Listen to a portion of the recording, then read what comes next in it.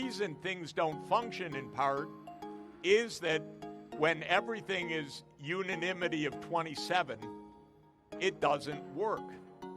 When the budget at the union level is 1% of the gross domestic product of Europe, but the budget at the national level is 40%, so there's just one tiny bit at the union level and 40% at the national level. To my mind, that's a bit doomed to fail. My view is that Europe has fallen behind technologically, which is really surprising because it's 27. Europe has all the technology, all the leaders, all the institutions, all the universities, all the scientists that you need. But the United States has a continental market. China has a continental market. When we look for IT or AI, we got the whole market. What Europe has, as you know, it's the cliche, but you don't have the market, you've got regulation. Okay, so you don't have any AI champions right now. You don't have any electric vehicle champions right now. This was a huge mistake of the German auto industry that's hurting all of Europe right now. Europe adopted a European Green Deal. What is the European plan to implement the Green Deal? There isn't one. The Green Deal is goals that then went to 27 independent countries. No overall plan. If I say to a leading business in Europe, a big company, what's the infrastructure plan? They laugh at me. Jeff, don't you know anything? Of course there's no European plan. You can't even decide to connect the grids together properly except in a 10-year convulsion that is very difficult politically. Because really it's not a union that's as effective as it needs to be, in my opinion. So more of a bad thing is not a better thing. This is true. But what I'm saying is more effective in a world of giants where you have Russia on one side, you have the U.S. on the other side. And by the way, the U.S. is more likely to invade the EU than Russia is. Because Russia has denied that it's going to do it, but the United States has said repeatedly it's going to do it. I'm not joking. When the United States, our president says Greenland is going to be part of the United States, don't think it's a joke. It's incredibly vulgar, but it's not a joke. So you have real issues, actually.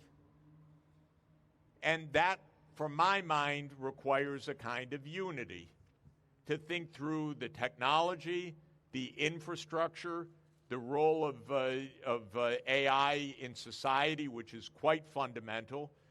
Why is the world's leading lithography chip manufacturer, which of course is the Dutch company ASML, why is it governed by the United States, not by Europe? Pretty amazing. Who tells ASML what to do? You think the Netherlands government does? No.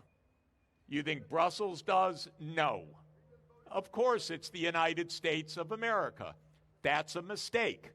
And so this, to my mind, is why you need more unity.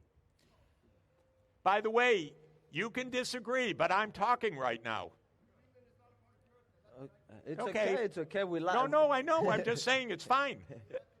Okay, so just to summarize what you said basically some ideas that we need less regulation, we need to have diplomacy, we need to be careful from United States. So the question was what our politicians should be doing. So our politicians, to summarize your answer, should be working towards what you describe. Yes.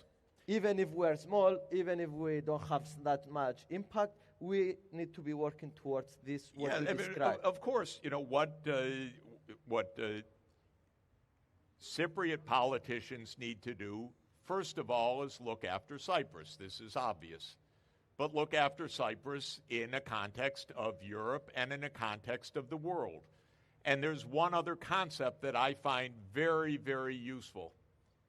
And it's actually embodied in the European idea. It came from the Catholic Church originally, but it's called subsidiarity.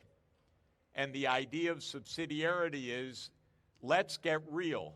We need governments at all levels. We need a global government, that's the UN. We need a regional government, that's the European Union. We need a national government, that is the government of Cyprus. We need a local government, that is the Nicosia City Hall where we are right now. You have governments at all levels. The idea of subsidiarity is put the governance at the lowest level you can, where that level of government can actually do what it needs to do. So we don't want the UN running the local school system. We want the local government running the local school system, or running the local clinic, or keeping the potholes cleared up on the city streets, or making the sidewalks passable, or making the parks beautiful. That's not the job of the UN. On the other hand, the city of Nicosia cannot solve the global climate crisis. It's impossible. If you made your You own... underestimate Nicosia. I don't want to estimate you at all. And I will tell you one thing. If the weather that we had was what we create just over our own heads, the climate crisis would be solved. Each place would warm to the extent that they want to warm. They would stop. They would take care. You would control your own climate. If it was getting too dry, you would turn the dials. Maybe we should have some more solar power, a little bit less gas power, and so forth. The problem is, as you know, the climate is driven by the carbon dioxide in the atmosphere. And when you put some CO2 into the atmosphere by driving your car that is a petrol engine, burning the petrol, putting the CO2 up, in 30 days, that CO2 can be anywhere in the atmosphere. The scientists call it uniform mixing. So the atmosphere doesn't care where the CO2 comes from. It all gets mixed to create the global climate. That means we cannot solve the global climate crisis except with global government, dare I say. That's a term that's evil in the United States context. Global government, Mr. Sachs? Are you a globalist? Of course I'm not a globalist in this awful sense that people think. I don't want the UN telling you what to do, how to live, what to eat, and so forth. But when it comes to saving the Earth's climate, I want a global, effective arrangement. And we might need this with AI as well. And we're going to need this. We need it with nuclear weapons, ladies and gentlemen. We need it with all powerful technologies.